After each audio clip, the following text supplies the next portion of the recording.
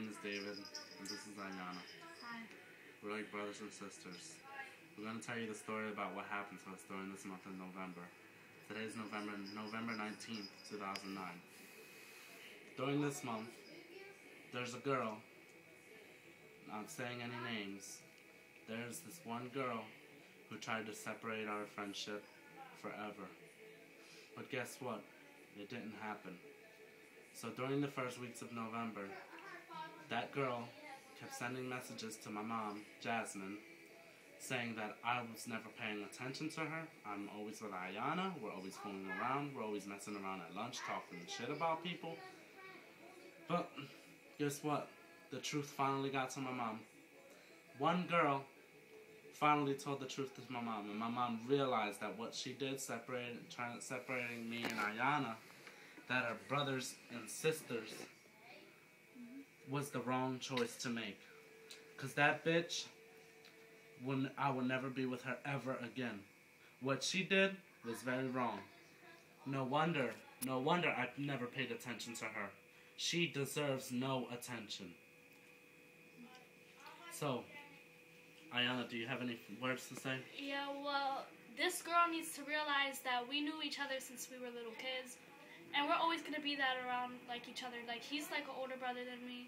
And, like, I'm, like, a sister to him. And it's not my fault you're insecure, you know? So, you need to, if you have problems, just take them up with David. Don't keep on going back and forth to his mom, sending all these text messages, talking shit about me. If you got a problem with me, just tell me and we can address that. We can fix that. But the fact that you try to, you know, you smiled in my face and said hi, and you try to act like my friend, like, it's like, are you serious? Like, you're so fake as hell, and that's why David doesn't want to be with you. And you know what? I'm so happy he broke up with you, and I hope somebody hurts you again just as much as you hurt him. No one has the right to separate me and this girl. I love her so much. Why can't you just understand that? Maybe I shouldn't have been with you in the first place when I noticed you were rolling your eyes at Ayana. You didn't want me talking to Ayana most of the time. You didn't want me hanging with Ayana. You would always make excuses saying this and that, that you wanted to come over for Ayana couldn't come over. What kind of shit is that? The reason Ayana wouldn't be able to come over because you said some shit to my mom. My mom did not let this girl come over. That's your fault. Your fault.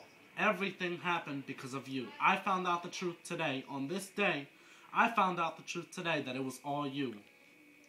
Not anybody else that I accused of. And I'm sorry to all them people that I accused them, because I found out truly who the bitch was that did this shit to us. Mm-hmm. So what you need to know is to stay out of my life and stay out of her life, because you are never, ever going to be back in our life. And we will never talk to you again.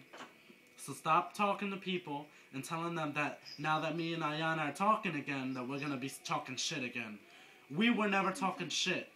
Okay? Exactly. Can I make a comment? Mm-hmm. Yes, you can. And the reason why I let you talk and all, because I realized that yous are best friends since yous were, for when yous were little. And I even have that picture hanged up in my room. I do too. And David, you know, is a good kid. David's a good kid. He helps me out. And I don't want to lose him. I don't want to lose him as a friend because I talk to him when I have problems. And I realized, I said, you know what? You know, I shouldn't do that because that is his friend and I shouldn't be listening to people. And yeah, I can be a bitch. I can be a bitch. But, you know, I love my kids. I love my kids. I love my kids so much. And David, you helped me out a lot. You know, ever since my separation with your dad and the problems I went through. And all the only one I had to be there, to listen, to hold, to cry is you. You, and you helped me out a lot. And I hope you continue to be like that. And you know, I hope that you never change. I hope that you know, that doesn't ever change. That you always stay the same. And I don't care what you decide to become, whether, you know, whatever you decide, who you want to be with or what, I accept you the way you are. And I will not push you to the side. Yeah, I could be a bitch, but, you know, I probably have some issues, you know. Cuckoo disorder. And I know, when I spoke to you, I said some stuff, you know, I didn't mean, and I regret it, you know. And you know what, guys, life is too short for regrets. And I realize, you know, you shouldn't keep a grudge or anything like that against anybody, because, you know, I hope that in time, for whoever this person, well, I already know who it is, because, you know, obviously. Know who you are. But I hope that sometime in time in life that, you know, you can just forgive and forget, because life is short, you know.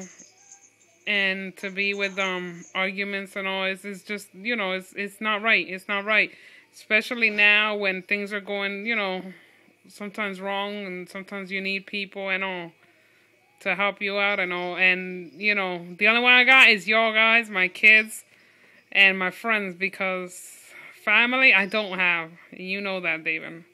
Mm-hmm. And you know that it's just me, you, and Anthony as a family, right? Mm-hmm. And that person tried their hardest to separate us from being you and my mother. They were separating us apart, making us fight, argue, and just because of their stupidness, I had to be separated from my, like, little sister right here. Natasha, of course. Baby.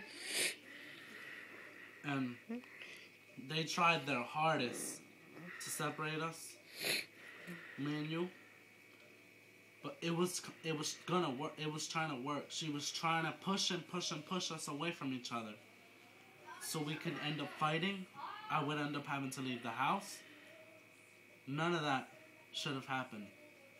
I regret the day I met this girl. And I would always regret that in my life. I never knew what kind of girl she was until now and a few months earlier.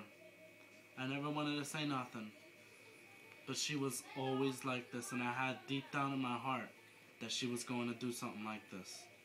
But remember, David, there's always we can always forgive and we can always forget. Well, this one is never going to be forgiven. No, I understand. Never going to be forgotten. I understand. And you have anything to say? Like, I'm gonna be honest. Like, I could let it go and all this, but you know, like, what you really did was, you know, that really hurt.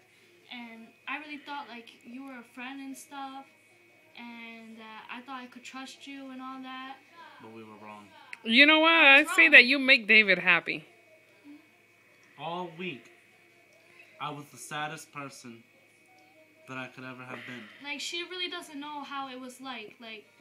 And I don't understand why people mistake anything, because you guys, you know, it's not like if, you know, you like each other like that. It's just that you love each other as a brother and sister. It will always be like that. Nobody can separate that. They tried, but it didn't work, because look where we're at now. Sitting in my living room, next to my Christmas tree, with Christmas hats on, hugging each other, and talking. And that's how it's going to be forever. You're not in it anymore. You are never going to be in this picture anymore. So you can just forget about it and never, ever, ever try to come back. The end. Thank you. Bye.